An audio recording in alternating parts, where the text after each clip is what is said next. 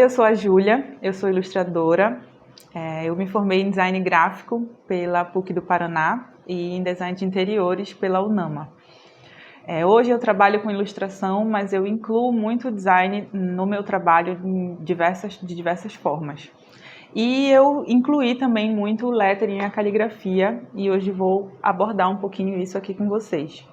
A minha ideia é a gente fazer uma oficina bem rápida que mostre para vocês as ferramentas que o lettering traz para pequenos empreendedores, para artesãos, para pequenos negócios em geral. Eu desenho desde criança, desde que eu me entendo por gente, e na primeira geração de filhos a gente foi muito incentivada pelos meus pais em desenho, em arte, em tudo que vocês podem imaginar de arte, né? de manualidades.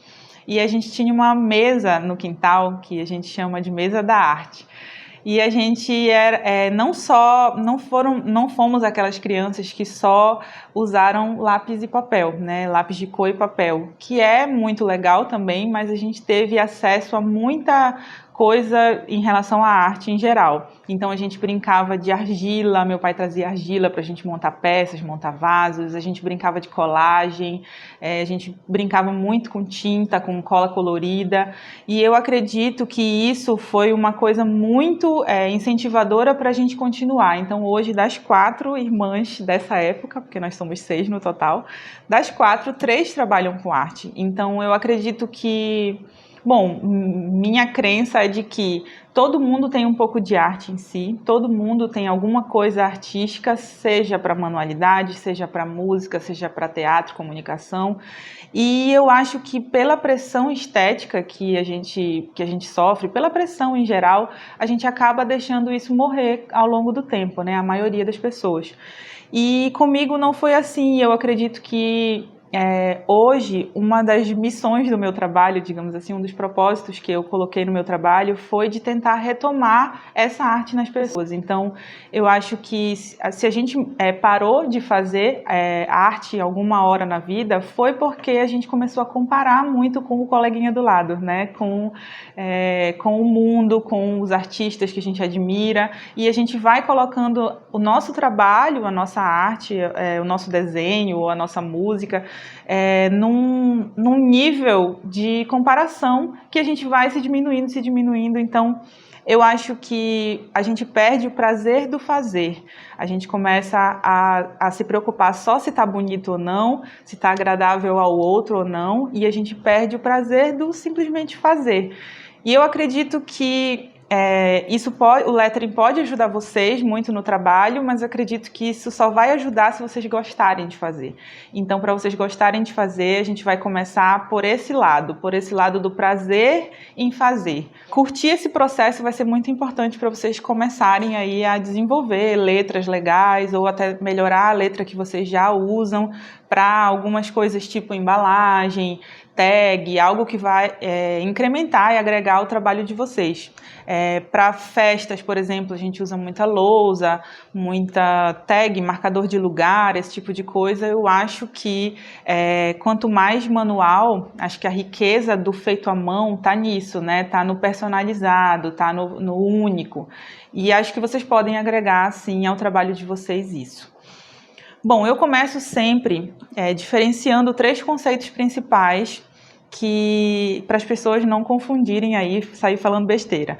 A tipografia, o lettering e a caligrafia, que são 3 coisas diferentes, e o lettering até se popularizou de uma forma um pouco errada, que às vezes as pessoas chamam lettering, o que é, na verdade, caligrafia.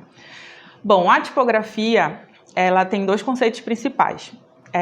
O primeiro é o estudo de letras. Então, a caligrafia e o lettering estão dentro da tipografia, sim, porque esse conceito abrange tudo que é estudo de letra. Mas existe um estudo de letra mais específico para tipos reproduzíveis, que são aquelas fontes que a gente usa no computador. Então, Arial, Comic Sans, que vocês já conhecem aí, essas letras foram construídas por designers que estudam tipografia, tá?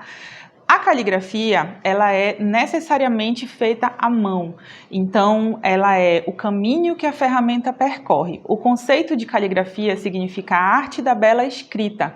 Então, a escrita é justamente o caminho que a ferramenta está percorrendo, o caminho que o lápis, ou a caneta, ou o pincel está percorrendo. E aí, na caligrafia que a gente usa no dia a dia, cada um tem a sua caligrafia, né? Cada um tem sua letra.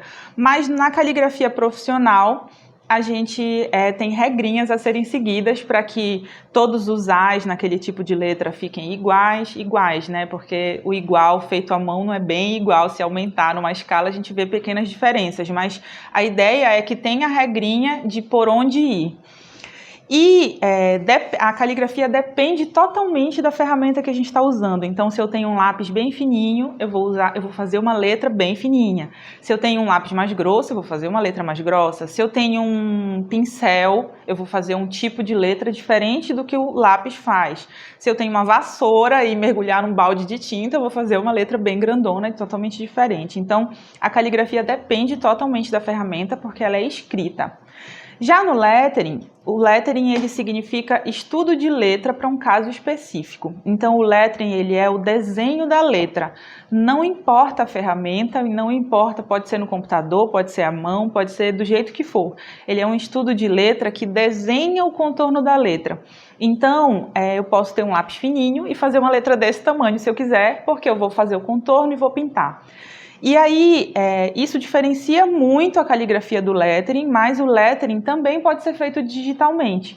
Então, eu posso usar uma fonte, por exemplo, de base e todas as modificações que eu fizer nessa fonte para fazer um estudo de letra para um logo, por exemplo, ou para um caso qualquer, eu vou modificar essa fonte e aí passa a ser lettering, né?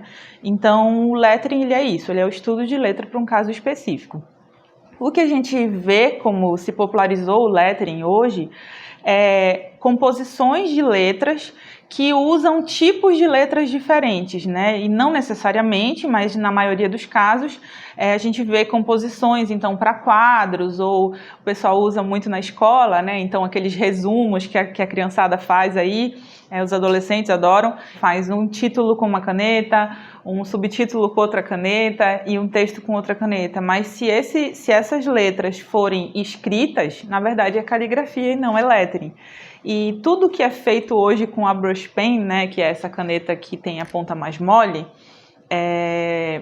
o pessoal começou a chamar de lettering, na verdade é caligrafia. Então vamos só separar aí alguns conceitos. Bom, eu acho que além de poder agregar no trabalho de vocês isso, né, no negócio de vocês, uma letrinha feita à mão, eu acho que é importante eu falar um pouquinho do que isso traz, não só para o trabalho, mas para a vida em geral. Quantos de nós já parou de escrever há um tempão, né? Então não escreve mais à mão, tudo digitado, tudo, até mensagem de feliz aniversário ou qualquer coisa, tudo a gente manda no digital hoje. E eu acho que você receber uma coisa escrita à mão hoje tem um significado assim gigantesco, tem um afeto naquilo, a pessoa parou, se preocupou. Se tem uma letrinha minimamente esforçada para ser bonitinha, melhor ainda. Então você vê naquilo um significado que vai além, né, simplesmente da mensagem que ela está tentando passar. Então eu acho que para pequenos negócios, ou para a vida, ou para a família, tudo que vocês puderem agregar de novo a escrita à mão, o analógico, feito à mão, eu acredito muito que isso agrega um valor sentimental, afetivo, muito legal também. Então você recebe uma encomenda, você faz um pedido, um produto num site, ou no WhatsApp, ou no Instagram, você recebe o produto na sua casa com a letra feita à mão, com um recadinho, com uma cartinha, com uma tag que seja, com o nome, enfim, com um obrigada só.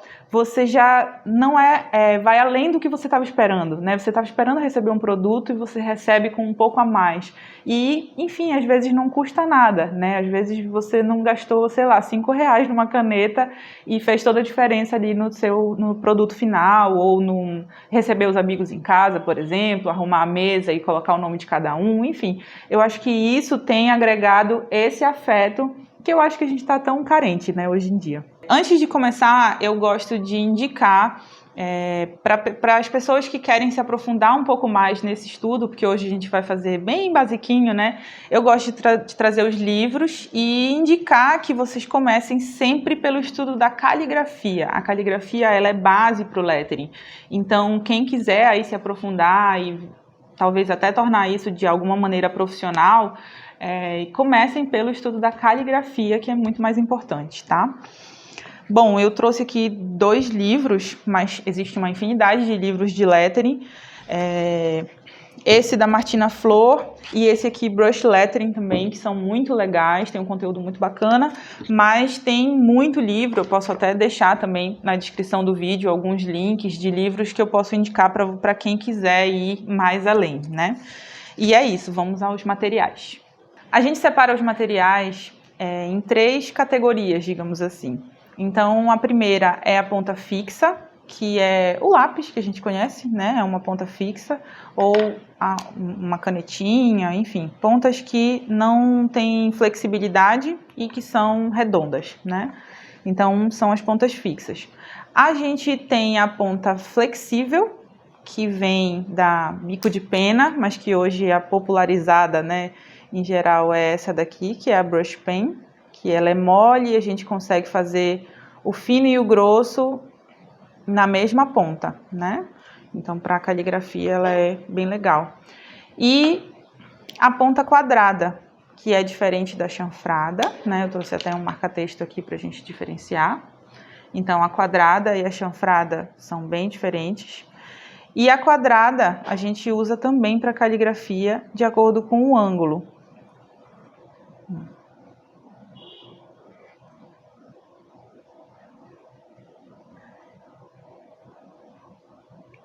Então, essas 3 pontas estão na maioria dos materiais que a gente conhece aqui, tanto nos mais tradicionais, né? Eu trouxe aqui um bico de pena, um pincel para vocês darem uma olhada, quanto na infinidade de marcadores e canetinhas que a gente tem hoje. Tem até nanquim, tipo caneta recarregável de nanquim. Então, ela é tinta mesmo, né?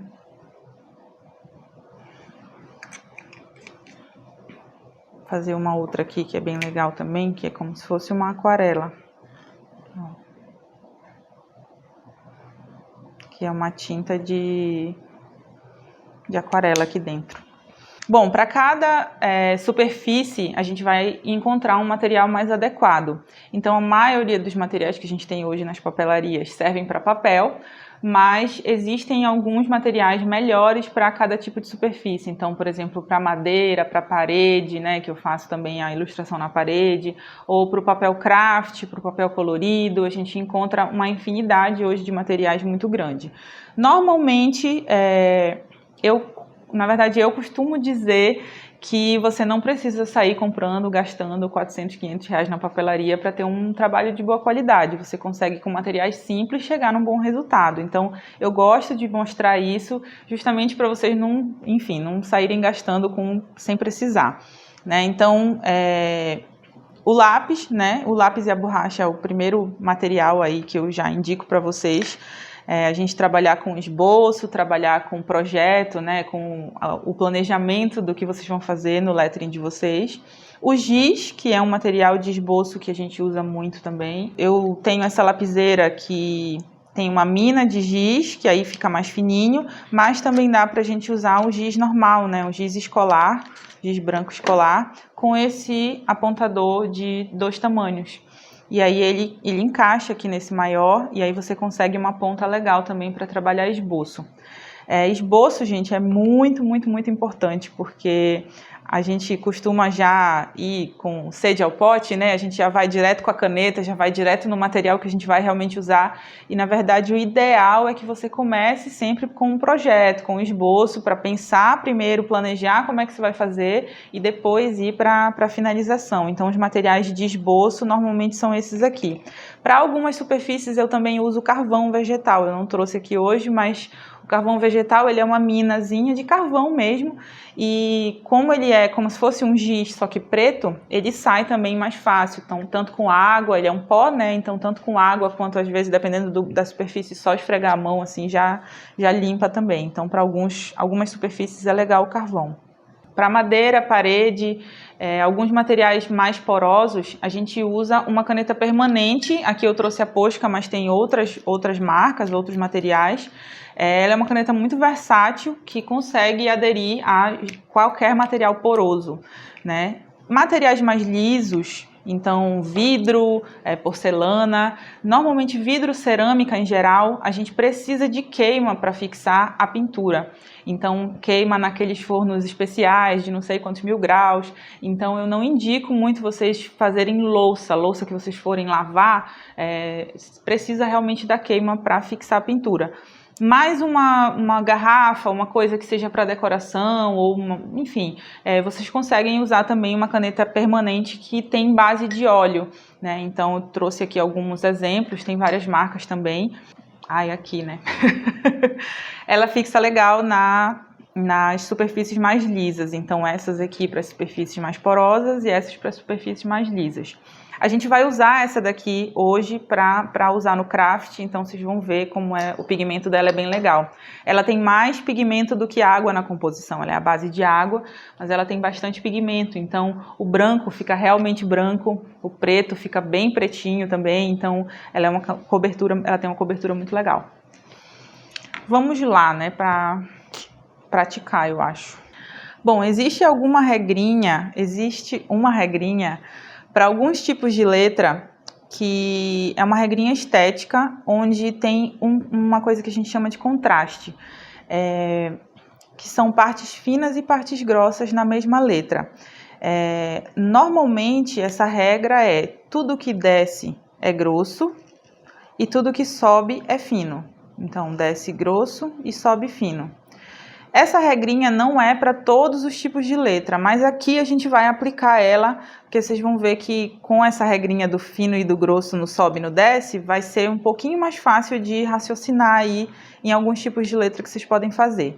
Então, você não precisa da ponta flexível para fazer isso que eu fiz agora. Você consegue, com uma ponta fixa, imitar, digamos assim, né, fazer esse fino e grosso com o lettering, né, com o desenho da letra aqui. Então, a parte fina e a parte grossa sendo desenho. Aqui você pode pintar, ou você pode preencher só uma parte, enfim.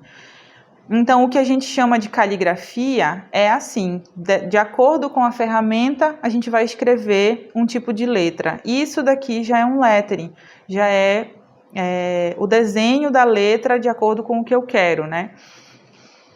Então, para quem quiser começar a treinar com a Brush Pen, eu indico esses exercícios de sobe fino e desce grosso. Então, desce grosso, desce grosso, desce grosso, sobe fino, para você ir começando a entender o funcionamento da caneta, né? O peso, a empunhadura. É legal que não pegue muito na beirinha da caneta, isso é muito importante. Se você pegar um pouquinho mais longe, você consegue apertar um pouco mais, e quanto mais você aperta, mais grosso ela fica, né? O traço fica. E uma dica que eu posso dar, assim, primordial, é devagar, faça devagar. Se você acha que está devagar, faça mais devagar ainda. Por quê? Porque a gente é acostumado a escrever rápido, né? A gente está acostumado com essa pressa do dia a dia o tempo inteiro. E, na verdade, a caligrafia, ela precisa de muita concentração. Então, tenta respirar aí um pouquinho, põe uma música e vai para o treino de uma forma muito mais tranquila, muito mais calma. E aí vai conseguir, com certeza, um resultado melhor. Bom, eu coloquei aí no link para vocês fazerem download. Na descrição do vídeo está o link e vocês podem baixar esses exercícios. São exercícios de Brush Pen, mas tem alguns alfabetos aqui que você consegue também se você não tiver a Brush Pen. Então, eu vou fazer aqui um exemplo, vou pegar logo da letra melhor. Vou fazer aqui um exemplo de uma letra com a Brush Pen e com uma ponta fixa. Então, você vai primeiro cobrir.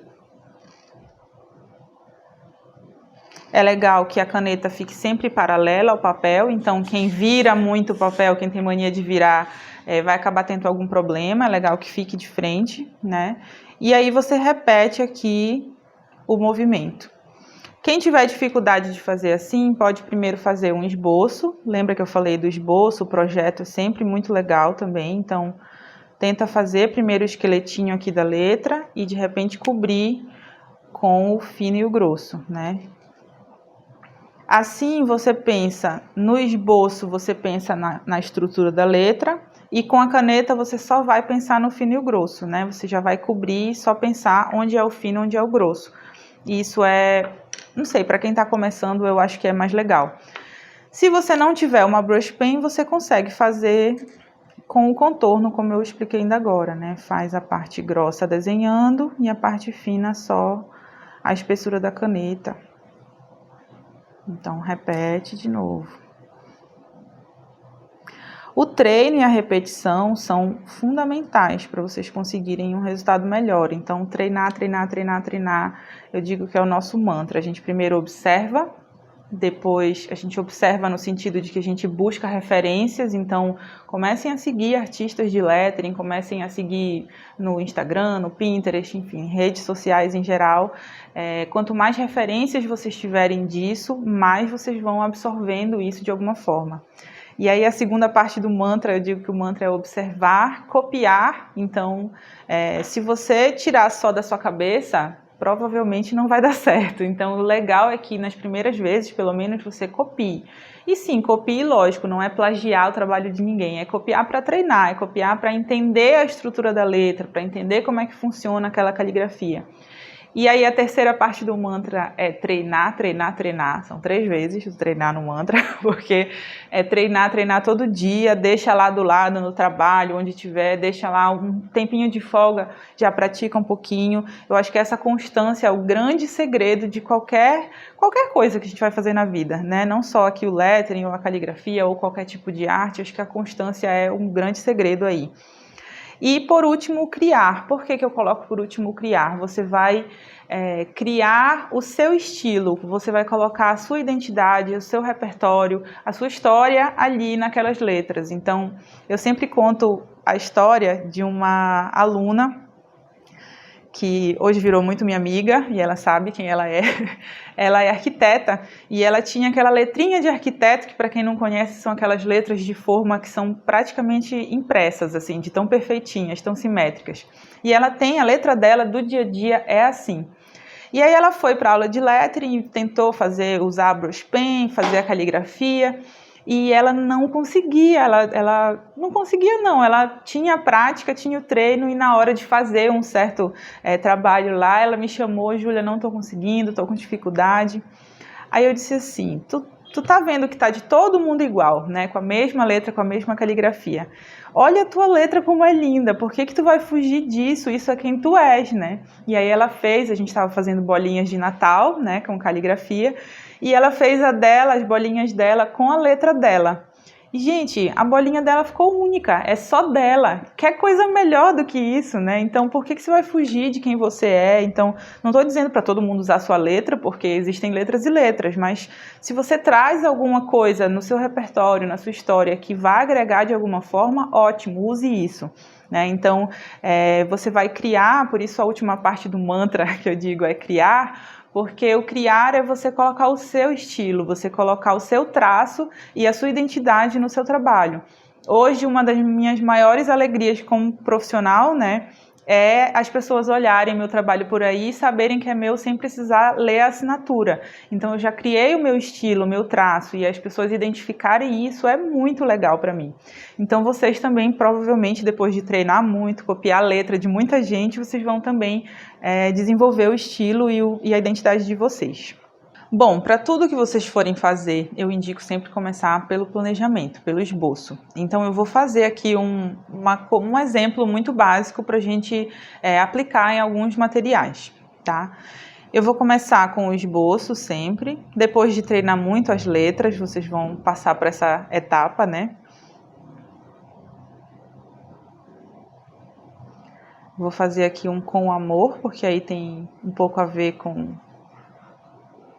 o trabalho aí de algo feito à mão, de algo artesanal, mas vocês podem escolher a frase aí que vocês quiserem. Uma dica que eu dou também para quem ainda não tem muita prática, se vocês quiserem usar um papel vegetal e cobrir as letras da apostila, ou se quiserem imprimir algum outro tipo de alfabeto, também funciona bem, né? Para vocês irem construindo aí a frase que vocês querem escrever, ou a palavra que vocês querem escrever. Eu começo sempre com o projeto, se tiver alguma coisa para pagar é nessa hora, né, que você vai construindo. Eu vou cobrir só para ficar melhor de ver, mas não necessariamente precisaria agora.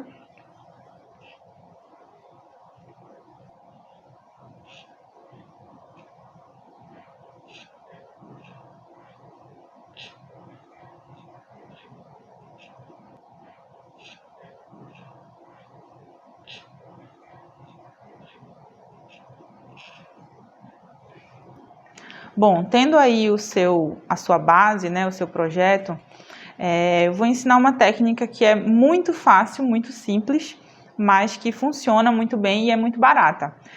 Lembra do papel carbono, que muita gente ainda usa, né? Mas o papel carbono, ele é uma tinta, então ele transfere e a gente não consegue apagar, né?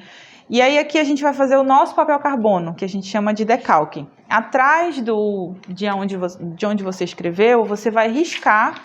Se você for passar para uma superfície clara, você usa o lápis. Se você for passar para uma superfície um pouco mais escura, que é o caso aqui, a gente vai transferir para sacola e para tag. Eu fiz uma tag aqui de papel escuro também para demonstrar. Já que a superfície é um pouco mais escura, eu vou usar o giz para essa transferência. Então, você vem atrás de onde você escreveu e usa o giz, risca tudinho como se fosse mesmo um papel carbono. Tá? Vou fazer sujeira aqui no chão. Então, eu risquei exatamente atrás de onde eu escrevi aqui. E aí você vem e centraliza onde você quer aplicar esse decalque. Por isso, com papel vegetal é um pouco mais fácil, porque você consegue visualizar, já que ele é transparente, né, e centralizar um pouquinho melhor. Aqui eu vou centralizar e cobrir. Então, pega um lápis e cobre tanto as partes finas quanto as partes grossas do que você fez aí para se guiar.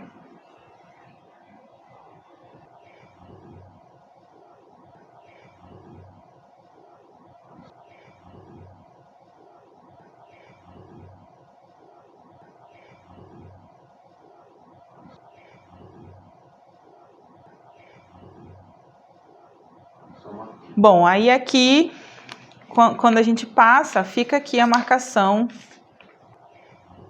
do risco que você fez com o giz. E aí sim a gente vai para a finalização. A finalização no craft, eu vou indicar aqui para vocês a fazer com uma caneta permanente. Pode ser com a branca, que é a Posca, ou pode ser com qualquer outra caneta que funcione para papel. Aqui eu vou usar a Posca. Então, você vai cobrir aonde você marcou aí o esboço.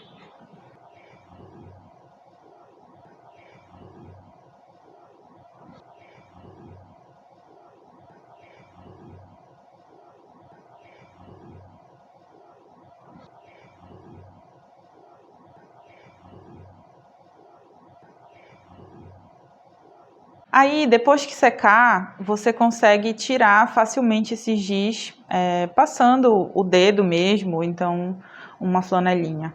Aqui eu vou fazer uns detalhes de sombra com uma caneta mais fina, mas você decora aí do jeito que achar melhor, né? Lembrando que isso é só um exemplo, né, gente? Existem milhões de formas de fazer isso aqui dar certo e agregar com as letras, com mensagens, o nome do cliente que você vai entregar, ou o nome do convidado da festa, ou pode ser também um brinde, né?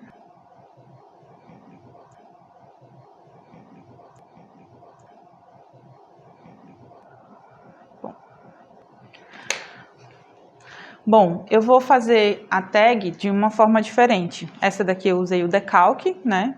E a tag eu vou fazer direto com o esboço nela. Então eu já planejei aí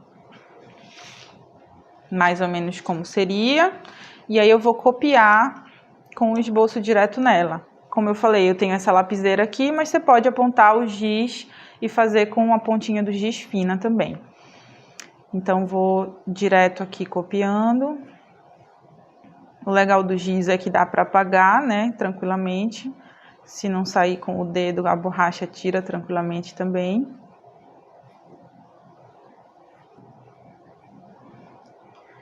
E aí vem com a caneta e cobre de novo. Eu vou tirar aqui o excesso para não atrapalhar. E aí aquela história, tudo que sobe é fino e tudo que desce é grosso. Então eu vou fazer isso aqui de maneira manual, né?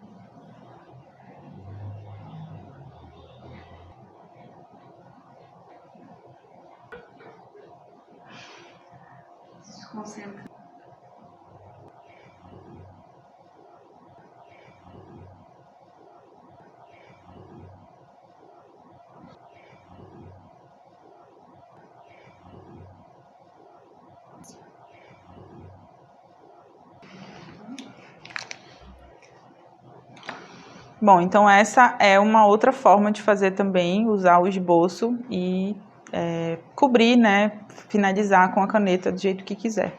Bom, para terminar, eu vou dar algumas dicas aqui de como vocês podem melhorar o treino de vocês. A primeira, eu já falei e repito, devagar, sempre devagar, porque na pressa a gente acaba fazendo, se estressando. E a outra dica que eu acho que é muito importante é não se apegue. Então, tenta desapegar do que você fez. Então, você fez, você está amando e aí você errou alguma coisa. Você provavelmente vai ter que fazer de novo. E é nisso que está o segredo do treino, é repetir, é constância, é nisso que você vai melhorar o seu trabalho e aprender mais. Para quem quiser se aprofundar um pouquinho mais, lógico, isso aqui foi só um gostinho, né? É uma oficina super rápida, então eu dou aulas, né, mensalmente aqui em Belém, presencialmente, e tem muito curso também na internet, eu estou planejando fazer um em breve, mas vocês podem também adquirir a apostila completa. Essa apostila que eu disponibilizei aqui é só uma apostila de treino e tem uma apostila completa com conteúdo, conceitos e tudinho. No link também vou colocar aqui para o meu site. Bom, se ficou alguma dúvida, vocês podem deixar as dúvidas de vocês nos comentários, que a gente vai em breve fazer uma live para responder essas perguntas, para tirar dúvidas e esclarecer alguma coisa que tenha faltado aí. Acompanhem as redes sociais do Festiva para ficar por dentro da data, do horário dessa live. Bom, eu agradeço demais o pessoal do Festiva pela oportunidade, pela abertura e por esse festival lindo que está rolando aí. E obrigada para quem acompanhou até o final.